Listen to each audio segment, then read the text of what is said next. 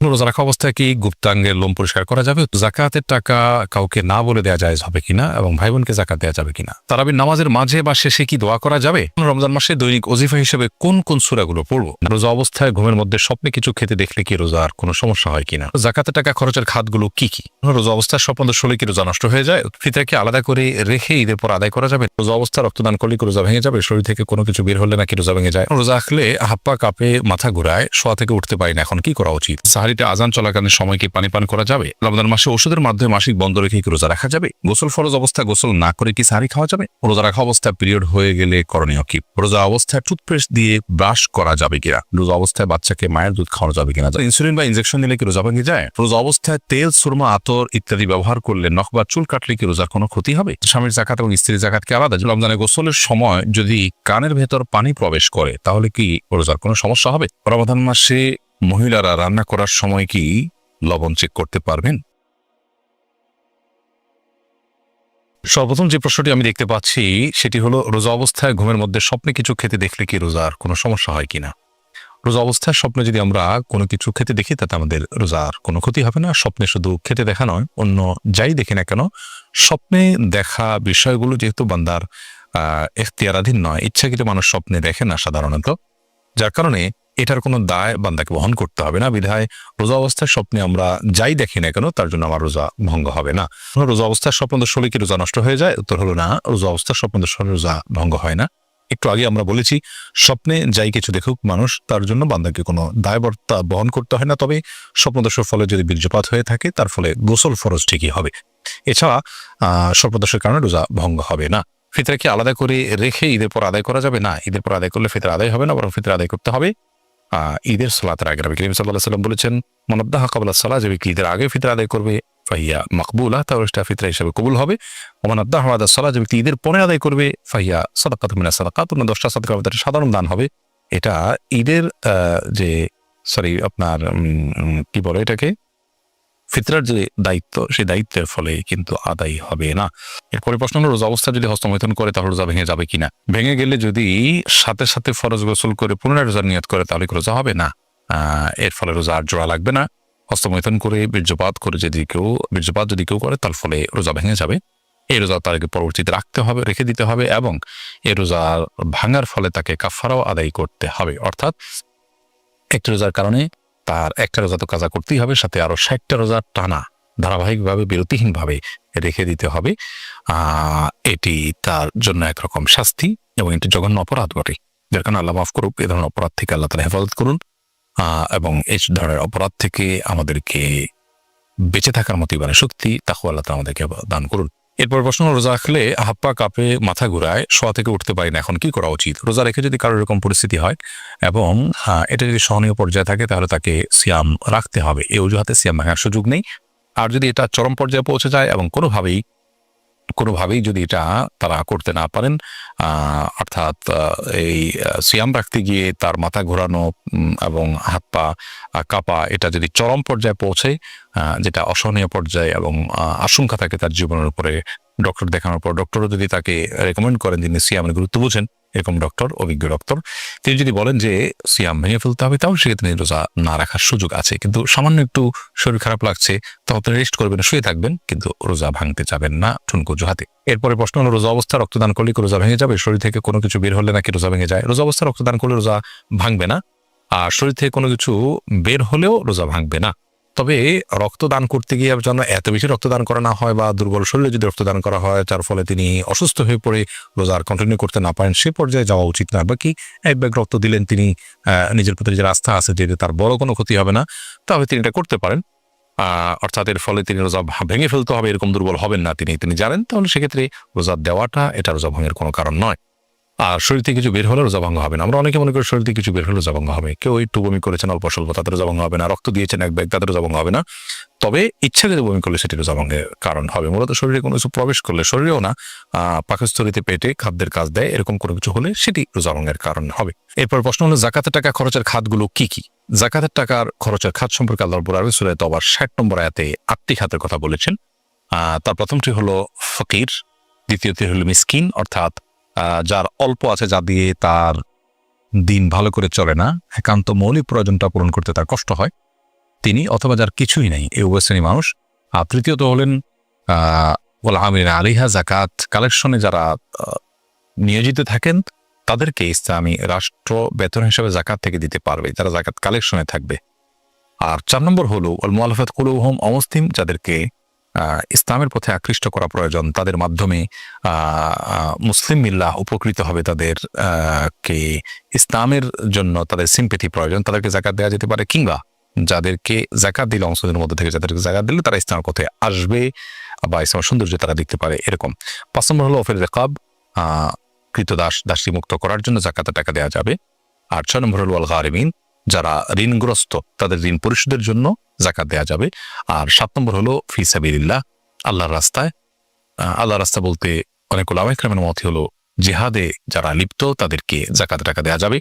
আর 8 নম্বর হলো ইবনে সাবিল, মুসাফির বা পথিক, যার সাথে পর্যাপ্ত টাকা পয়সা নিয়ে খরচ করার মতো, হয়তো তার বাড়িতে ঠিকানা গন্তব্যে অনেক টাকা পয়সা আছে, তো এরকম পথিক মুসাফির তাদেরকেও যাকাত দেওয়া যাবে। এরা হলেন যাকাতের খাত।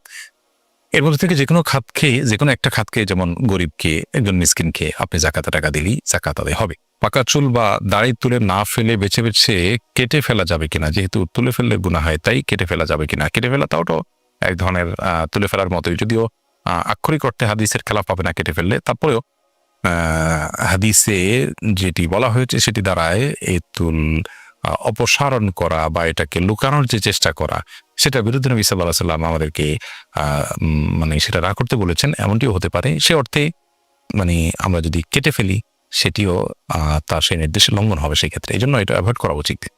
এবং তিনি বিকল্প যেটি বলেছেন তা হলো যে আমরা যে কোনো কালার করতে পারি, কালো ছাড়া লাল ইত্যাদি কালার করতে পারি। এরপরে প্রশ্ন হলো, মসজিদে যদি তারাবির হক আদায় করা না হয় তাহলে কি একাই নামাজ পড়া যাবে? মসজিদে তারাবি পড়তে গিয়ে যদি খুব বেশি হুলস্থুল করা হয়, খুব বেশি তাড়াহুড়ো করা হয়, যার ফলে অর্থের মধ্যে বিকৃতি সাধন হওয়ার আশঙ্কা থাকে, বড় ধরনের ত্রুটি হয়, কি পড়া যায় কিছুই বোঝার উপায় নেই, রুকু সিজদার মিনিমাম যেটুকু প্রয়োজন অপেক্ষা করা কমপক্ষে সেটুকুও যদি কেউ না করে, তাহলে সেক্ষেত্রে অবশ্যই আপনি বাসা বাড়িতে অন্য আরো কাউকে সাথে নিয়ে জামাত করতে পারেন, কিংবা একাকিও তারাবি পড়তে পারেন। কিন্তু ফরজ যে নামাজ আছে সে নামাজ অবশ্যই জামাতের সাথে মসজিদে আপনাকে আদায় করতে হবে, সেটা এক মসজিদে না হলে অন্য মসজিদে। আর তারাবিটা আপনি বাসায় আলাদা জামাত করে আদায় করতে পারেন, বিশেষ করে যখন এই অজুহাত আপনার থাকবে। এরপরে প্রশ্ন, রমজান মাসে দৈনিক ওজিফা হিসেবে কোন কোন সূরাগুলো পড়বো? রমাদান মাসে পড়ার জন্য সুনির্দিষ্ট কোনো সূরা আমার জানা নেই যে অমুক অমুক সূরাই শুধুমাত্র পড়তে রেকমেন্ড করা হয়েছে। আল্লাহ তাআলা এই মাসে কোরআন নাজিল করেছেন বিধায় গোটা কোরআনই বেশি বেশি করে তেলাওয়াত করা উচিত, বুঝে পড়া উচিত, কোরআনের মর্মচর্চা করা উচিত, কোরআন শোনাশুনি করা উচিত। নিজে তেলাওয়াত করবেন, আরেকজনকে শোনালেন, আরেকজনকে তেলাওয়াত করলেন, নিজে শুনলেন, এরকমটি রমাদানে করা উচিত। বাট রমাদান মাসে কোরআনে কারীমের তেলাওয়াতের জন্য সুনির্দিষ্ট কোনো অংশ ফিক্স নেই যে এটুকুই তেলাওয়াত করবেন বা এই সূরা বারবার পড়বেন, বরং গোটা কোরআনই আপনি তেলাওয়াত করার চেষ্টা করবেন। পুরো কোরআন যদি পড়ে শেষ করতে না পারেন, আপনি চেষ্টা করবেন কোরআনের মধ্যে থাকার, কোরআনের মধ্যে সেটা কোরআন পড়তে পড়তে আপনি মাঝামাঝি যান বা যতটুকু যান গেলেন, কিন্তু কোরআনকে আপনি পড়ে এবং কোরআনকে সময় দিয়ে আপনি রমজান কাটানোর চেষ্টা করবেন। সুনির্দিষ্ট কোনো অংশই পড়বেন এমন কোনো রেকমেন্ডেশন কোরআন হাদিসে আছে বলে আমাদের জানা নেই। মারুদুল ইসলাম আপনি লিখেছেন, প্রবাসীদের ফিতরা আদায়ের বিধান কি? আমরা কি দেশের হিসাব করে ফিতরা আদায় করবো, নাকি যেখানে থাকে ওই জায়গার হিসাবে দেওয়া লাগবে? আপনি যেখানে থাকেন সেখান থেকে হিসাব করে আপনি ফিতরা দিবেন। তারাবির নামাজের মাঝে বা শেষে কি দোয়া করা যাবে? দোয়া তো যে কোনো সময় করা যায়, সে অর্থে আপনি তারাবি সালাতের মাঝে অথবা শেষে আপনি আল্লাহর কাছে দোয়া করতেই পারেন, কিন্তু এটাকে সিস্টেম বানিয়ে নেওয়া, যে 4 রাকাত পর পর দোয়া কিংবা শেষ হওয়ার পর সুনির্দিষ্ট একটি দোয়া গদবাদা হাত তুলে করা, এটিকে সিস্টেম বানিয়ে নেওয়াটা, এটি বিদআতে পর্যবসিত হওয়ার আশঙ্কা আছে। শরীয়ত কোনো কিছু যদি নির্দেশ না করে, সেটাকে শরীয়তের নির্দেশ মনে করে কিংবা সেটাকে শরীয়তের নির্দেশের মতো গুরুত্ব দিয়ে যদি কেউ আদায় করেন, তাহলে সেটাকে সওয়াবের কাজ, এই ইবাদতের পদ্ধতি বা নিয়ম যদি বানিয়ে নেন কেউ, তো সেটি বিদআতে পর্যবসিত হওয়ার সমূহ আশঙ্কা আছে। আপনি নিজে থেকে এমনি কখনো দোয়া করলেন, কখনো করলেন না, সেটা একান্ত আপনার ব্যক্তিগত বিষয়, কিন্তু সুনির্দিষ্ট দোয়ার ফরম্যাট ঠিক করে নেওয়ার কোনো সুযোগ কিন্তু নেই। সান্ত্বনা এভাবে লিখেছেন, স্বামীর জাকাত এবং স্ত্রীর জাকাত কি আলাদা? যে প্রত্যেকের জাকাতের হিসাব আলাদা। আলী কদর লিখেছেন, রোজা রেখে ফোনে কথা বলা যাবে কিনা? যাবে। খুব অতিরিক্ত কথা, অপ্রয়োজনীয় কথা বলা রোজার সাথে যায় না, কিন্তু প্রয়োজনীয় কথা তো বলতেই পারেন। এবার শাহরিয়ার হাসান লিখেছেন, রমজানে গোসলের সময় যদি কানের ভেতর পানি প্রবেশ করে তাহলে কি রোজার কোনো সমস্যা হবে? সামান্য পানি যদি কানের ভিতর যায় এবং সেটা যদি আপনি ঝেড়ে ফেলে দিতে পারেন, শেষ যদি আপনার থাকে, তাহলে ইনশাআল্লাহ রোজা হয়ে যাবে, রোজার ক্ষতি হবে না। এরপরের প্রশ্ন হলো, রোজা অবস্থায় তেল, সুরমা, আতর ইত্যাদি ব্যবহার করলে নখ বা চুল কাটলে কি রোজার কোনো ক্ষতি হবে? রমাদান মাসে রোজা অবস্থায় তেল, সুরমা, আতর এগুলো ব্যবহার করলে রোজার কোনো ক্ষতি হবে না। ঠিক একইভাবে চুল, নখ ইত্যাদি কাটলেও সিয়ামের কোনো ক্ষতি হবে না, কারণ এগুলোর কোনোটাই খাদ্য কিংবা খাদ্যের সাথে সাদৃশ্যপূর্ণ কোনো বিষয় নয়। যদি আপনি রোজা রেখে খাদ্য গ্রহণ করেন, পানীয় গ্রহণ করেন, কিংবা খাদ্য বা পানীয়ের কাজ দেয় বা এটার সাথে সাদৃশ্য হয়, এরকম কোনো কিছু আপনি করেন, তাহলে সেক্ষেত্রে সেটি সিয়াম ভঙ্গের কারণ হবে। আর রোজা রেখে একজন মানুষ যদি তেল ব্যবহার করেন, সুরমা ব্যবহার করেন, আতর ব্যবহার করেন, কিংবা চল বা নখ কাটেন, তাতে না সেটা খাদ্যের কোনো কাজ দেয়, না পানীয়ের কোনো কাজ দেয়, না তার সাথে কোনো সরাসরি কোনো সম্পৃক্ততা বা সাদৃশ্য আছে। বিধায় এগুলো করলে সিয়াম ভঙ্গ হবে না, রোজা ভঙ্গ হবে না, কোনো অসুবিধা নেই। শাহাবুদ্দিন শিকদার আপনি লিখেছেন, সাহরি না করলে কি রোজা হবে?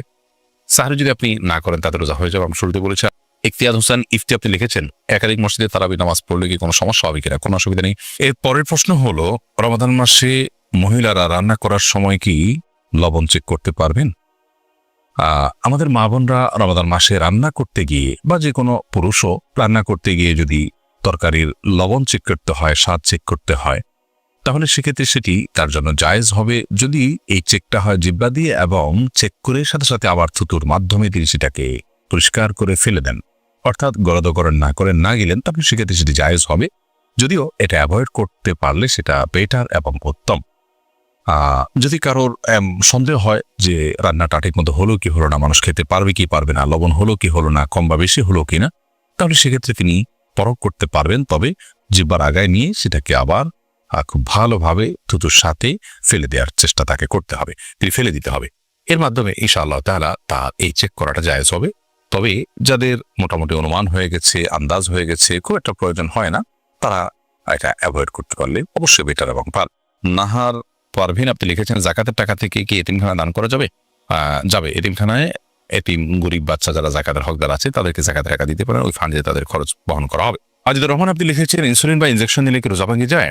ইনসুলিন বা ইনজেকশন নিলে রোজা ভঙ্গ হয় না, বিশেষ করে যে ইনজেকশন আমাদের চামড়ার নিচে বা সামান্য মাংসপেশিতে যায়, যেটা আমাদের পাকস্থলিতে যায় না, খাদ্যের কাজ দেয় না, পানীয়ের কাজ দেয় না, খাদ্য বা পানীয়ের সাথে সাদৃশ্য হয় না, সেরকম ইনজেকশন যেটা শুধুমাত্র আপনার চামড়ার নিচে ইনজেক্ট করা হয়, কিংবা আপনার মাংসপেশিতে ইনজেক্ট করা হয়, এবং সেটাতে আপনার মেডিসিন থাকে সামান্য পরিমাণে, বা যেখানেই হোক ইনজেক্ট করা হয়, সেটা পাকস্থলিতে অন্তত যায় না।